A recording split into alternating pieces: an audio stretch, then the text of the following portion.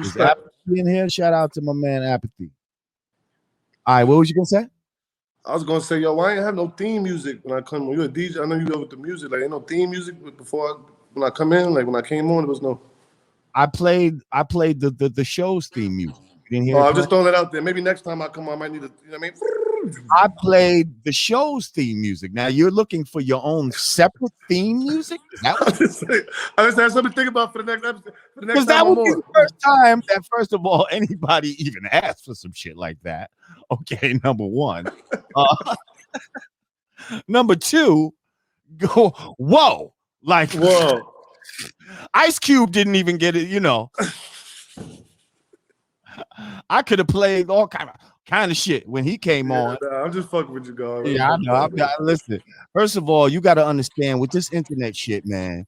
There's a lot of you know, they wanted to you play some shit. And, did you clear that? You know what I mean? Type of bullshit. So you got to be careful with the type of. I play my shit because I know that's some original shit that I did. That beat was fire, by the way. I will say that. Thank you, bro. Thank you. And that's some real, you know, minimal. You know, that ain't even really some sample type. Well, it is a little bit, but we're not gonna get into it. It ain't nothing that ain't nobody's gonna find. Put it that way. And most of it is played. So anyway. So yeah. So listen, 5 mics, man. Let's get into your story. Okay. I think it's an interesting one. Brooklyn native, yes? For sure.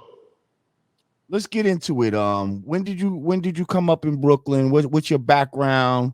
What type of shit was you on as a youth?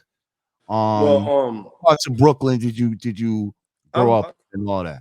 Well, the real, you know, the story has it. And I might start rolling up while you tell this story. So that's all good. So good. Whoever wants to start the timer, you can start now.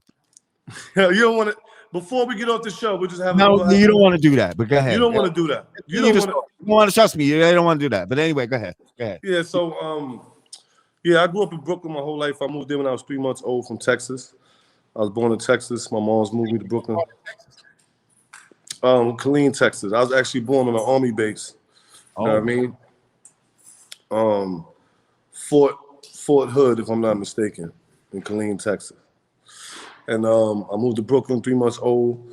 I moved to Crown Heights. You know what I mean? I was adopted by my aunt. She was a Brooklyn native Spanish lady. Her name was Carmen. And, you know. Wait. Why were you adopted? Well, my mom had me at a fairly young age. My mom, Valerie, rest in peace. You know what I mean? My mom's Val had me about 11, 12 years old. You know what I mean? And, you know, at the time, my grandfather was in the army and all that. It was back in the days, the 84. So, you know, it was a different time period. You know how it was, like, young girl pregnant early, you know what I mean? And things just, you know what I mean? It's like, yeah, let's old school move, you know what I'm saying? Happen type of shit. It was that the kind of thing it was. And the baby off type of shit. And yeah, now definitely that time. You know the old school. Not to be funny, that's just you're gonna put the baby up option. Yeah.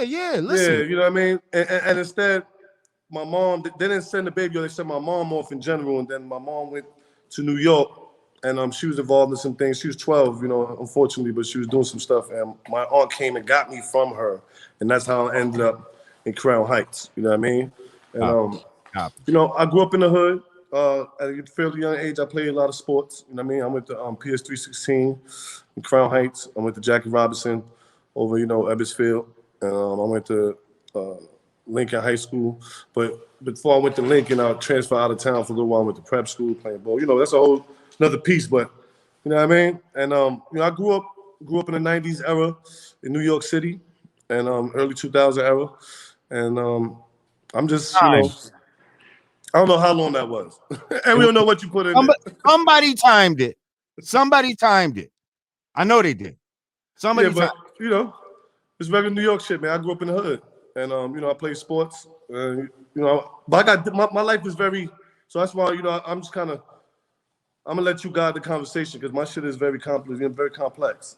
So I'll let you steer it. But for the most part, yeah. Well, yeah, you know, we going. So, you know, that first of all, that's pretty traumatic start to life. It seems like, you know what I mean? Right. So now you growing up in Crown Heights and all that. You say you played sports, and from what I understand, your sport that you ended up excelling at was basketball. Yes. Yeah, I was pretty good at basketball. If you play ball in the 2000s, 90s, or anything like that in Brooklyn, in New York, you know what I'm saying? Yeah, you probably see me, or I know you, or we grew up Anthony together. Strong was a name that you would have heard of in basketball, sir. In Brooklyn, New York, for sure. Around those times, yes. Yeah, I was explaining to my man earlier. I played basketball at a time period like when I'm before the N1 mixtape, and what I mean by that is that the people in my era, you had to really come to the parks and see these fantastic moves and street players do this shit. There was no DVDs and mixtapes out. Shout out to Skip to my Lou, and I mean, and at the end of the day, yeah, I came from a whole different era of that. Even though the N1 mixtape is still a part of my era, but I do remember watching that for the first time. Like, what? They put this And is shit on that the tape? type of shit y'all was doing? Like, is that the Yeah, I'm looking like, damn, they put doing? this You shit on doing tape? tricks and shit like that? Yeah, I was doing that from an early age. Just growing up in Brooklyn. Come on, man. Just growing up What playing ball. position you play? I played everything, every position. Real talk. Because when I was young, I was Forward, tall. center. You played every position. When I was young, I was tall. When you're young and you're tall, they automatically think you're gonna be 7 feet tall. Come on, you know how they do. Right. And I end up staying the same size. But I was like 6'1". When I was like 12, 13, I'm 6 feet So tall. when you're young, you starting as like a center or something like that, and as Right. you But I was one grow, of the people, I had you a could be a handle. forward and then a guard and all that type of shit. Yes. And I had a handle. I hung out with a lot of other guards that was ill with it. And I was watching Pee Wee Kirkland and watching just watching people play. And I was, taking stuff and bringing it to kids my age and just totally destroying them. Now, see, I'm gonna be honest. Like, who's a real like basketball historian in my group is Sadat X. Now, Yeah. When I'm this gonna tell you, interview's over, shout out to Sadat. if I ask him about you, if he doesn't say that he knows you, I'm sorry. Yo, listen, shout out to That's Sadat. gonna mean that you No, yo, the thing is, we in the future era, we in the technology era. Yo, he know. I bet you he knows right now who's nice in ball in high school. That's cool, but especially in New York, because he's one of those dudes. They got Google. They have Google. Anthony Strong, Lincoln Real Splitters, man. Let's get it out there now. Anthony Strong, Lincoln Real Splitters. My story's legendary when it comes to the basketball. But people in the chat, we're gonna do our due diligence. Go ahead and Google him. Anthony Strong, Lincoln Real Splitters. I'm just saying when they want to check out the Real basketball. Splitters, that was the name of the team. That's Abraham Lincoln High School. Yo, you from Brooklyn? Whoa. Come on, dog. No, I'm not from Brooklyn. Oh, shit. You from New Rochelle. Now, rule, baby. Oh, shit. Let me get my 914 where I'm from. My fault. Sometimes I don't know. I always think I lived in Brooklyn for 10 years. You lived in Brooklyn so fucking long. That's what it was. I lived in Brooklyn. So during the nasty 90s, when shit was, you know what I mean? Yeah. Really, when there was a Brooklyn Renaissance going on. And I love Brooklyn, but I'm not from Brooklyn. So I'm not familiar with all the, I mean, I know some schools, but I'm not familiar. All right, well, you know Stephon Marbury, right? Absolutely. All right, that's the school he went to. Lance Stevenson, Sebastian Telfair, so many people, man. The list goes on. You know what I mean? But Abraham Lincoln High School. You also seen the movie He Got Game as well, right? Never seen He Got Game with Denzel? Denzel Washington? Yeah, of course. All right, that's the school. Okay. I wasn't paying attention to what school they was playing. I'm just telling you, that's the school. You know what I mean? That's the school I went to in Brooklyn. That's all I'm saying. And when I was there, I was a star athlete. That's all I can say. You ever play for like Gauchos or Riverside? Yeah, I played for Gauchos, Riverside. I play in every tournament in New York City. I'm trying to tell you. Okay. There's people right now, if they hoop and all that type of shit. Yeah, if they hooping, they on here. I know. I remember Ian Strong. I had a little run, you know what I'm saying? But then I went to the dark side. You know what I'm saying?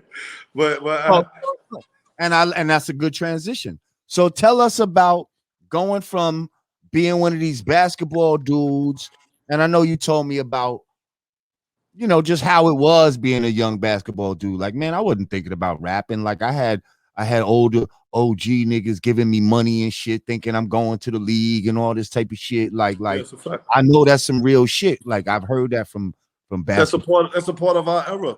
That's a part of our childhood. That's really actually an untold story. I tell movie Right. directors all the time. You know, I mean, there's a part of New York City that was actually ran by children. There was a Mm. part of New York City when we was kids. The drug dealers who were damn near 19 years old. They was running tournaments. You know what I mean? We didn't even realize they was all that young. You know what I'm trying to say? These guys Right. wasn't even that young. They throwing these big tournaments. Yeah, we get paid. Street basketball was at an all-time super duper high back then. It was just different, you know. Mm. But your question was that I how I was talking about transitioned going to to the dark side. Yeah, yeah, the dark side. And what would the you dark side. describe as the dark side? You know what I mean? Well, like I said, my story is very complex. I'm a complex individual. But yeah, there was times in my life where I was at a darker stage. You know what I'm saying? Where I was a little more wild, a little more crazy, and just didn't give a fuck for real. You know what I'm saying? Like all the way. I didn't know if I was gonna live to see the next day. I was just getting money and rock and rolling. You know what I'm saying? And what do And you think that on? that time came. My mom passed away when I was in high school, being a basketball star. She had an aneurysm at my tutoring class on Wall Street. Oh, wow. And when I say mom, I'm talking about my aunt that adopted me. You know what Oh, I'm saying? okay. Oh, I think it's okay. called. I call mom. That's my mom. You know what I'm saying? So she had an aneurysm at my tutoring, and that kind of put me in a whole different mindset for like 15, 20 years, probably. You know what I mean? Wow. And I just totally went crazy because I was, you know what I mean? Like I said, I was on the way to do a lot of different things with the sports. I already had everything lined up. I had scholarships lined up to Syracuse. It was already lined up. You know what I'm saying? All I had to do was be a good kid and shoot the ball. You know what I'm saying? So And so what um, did that make you say in your mind? Like that was traumatizing. fuck it? Like you see what I'm saying? Like, see, like, because I remember at one point, like, not that any crazy something as traumatic as that happened to me, but I just remember like trying to like I would be bad in school and shit like that, but like I was playing football and like so I was trying to keep my grades up in order to stay on the football team, right? But Right. then I got kicked off the football team. And at that time, at that moment, you know, and I got kicked off for smoking or some stupid shit like that. You know what I mean? And at that moment, I was like, now I don't give a fuck. Like, you know what I'm Yeah, saying? right. At that That's moment, really how it is, though. I was like, see, now y'all fucked up because now you unleashed the beast. Like now I don't have a reason to even care about school. Like, you see what I'm Yeah. saying? No, So I had a that time kind of period. energy that came over you, you understand what I'm saying? Yeah, no, I'm trying to tell you the amount of traumatizing effect my mom passing away right in front of me while having that aneurysm and going out like that. It Oh, was right in front of you, you said. huh? You said right in front of you, right? Yeah, this happened like I was in class at the tutoring school. My mom comes up to the school. She's having a meeting with the parents, teachers, and I went to go say hi to her, and the teacher was mad I left the room, but I went into the classroom. I walked right into the ballroom. Everybody's like, Anthony, get out of here. You can't come in here. You know what I mean? I went in there anyway, gave my mom a little kiss real quick, ran out. By the time I got to my class, something happened. So when I get Mm. back to my class, I sit back down, and the teacher gets a call, and the call was to keep me in the room. That's all the teacher was told. So the bell rang, through, and the teacher's trying to tell me to wait, to wait. I'm like, what's going on? Why am I waiting? What the fuck is going on? And I kind of like, fuck out of here, and walk past the teacher and go down there, and I see everybody crowded around the bathroom. My mom is in the bathroom. She throwing up. I go in there. You know what I mean? I go in there, she in the stall, whatever. I talk to her, and I'm like, what's going on, mom? She's like, oh, my head hurts. And then she just yelled my name out loud and had an aneurysm, boom, right there. And then, you know what I mean? I open her mouth, you know what I'm saying? Put something in her mouth, whatever. Because, you know what I mean? I just seen that happen before, so I just, that was it, man. You know, the trauma began. You know what I'm saying? I don't want Right. to go too deep into it to, you know what I'm saying? I But hear you. I hear you. I hear you, man. that My condolences. that was the beginning. But you know, now, you know, I'm 36 now, man. You know, that happened when I was 14, 15 Right. years old. Right. I'm in a totally different mindset. And again, I'm not one of those people that I don't, I don't cry over spilled milk. You know what I'm saying? These are the things that make me who I am today and motivate me to be who I am. And some of the things that you ask me how the fuck I just keep doing and going is because of some shit like that. has already took place. You know what I mean? But that was beginning to me saying fuck that. And I got on a lot of drugs. You know what I'm saying?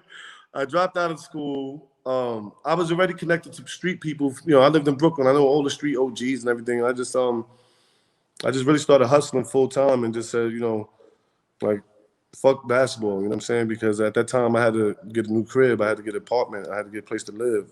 On Carmen's family that I was attached to, things changed when she passed away. Things went to a total spiral, and I was forced to run the streets. Like, you know, it was like most people had to do, man. I was running the streets crazy.